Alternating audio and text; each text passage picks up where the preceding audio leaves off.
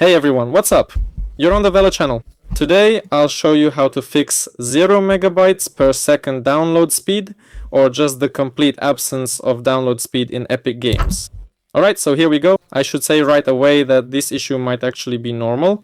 If you're getting 0% download, it could mean that something is currently being written directly to your disk, like that. So it might seem like there's no download happening, but if you're sure that's not the case, then you'll need to try some steps from this video and it might just help.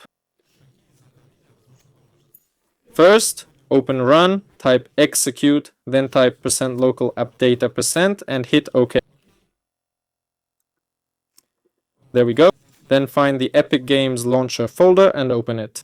Here you'll see a saved folder and a web cache folder. Delete any folders with cache in this directory. Right click and select delete, but before you delete, make sure to fully close Epic Games, like so. The next thing is you might have a download speed limit set. To check, go to your profile, click settings, then click download settings. Here we go. And here you'll see a toggle. That's what needs to be removed. There we go. The next method, I actually forgot about it when I went into run. Yes, it's the same %local app data %. Then we go into Epic Games. Here we go into Epic Games launcher, saved, config. Here there is a Windows editor. Yes. And here we have, I'll find the folder in a second. In short, you should have a file here called engine.ini. Turns out I don't have it, so I'll just create it and you can do the same.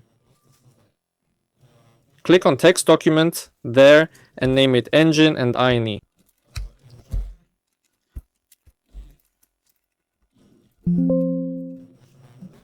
Here we click yes, right click, open with notepad and paste the following code.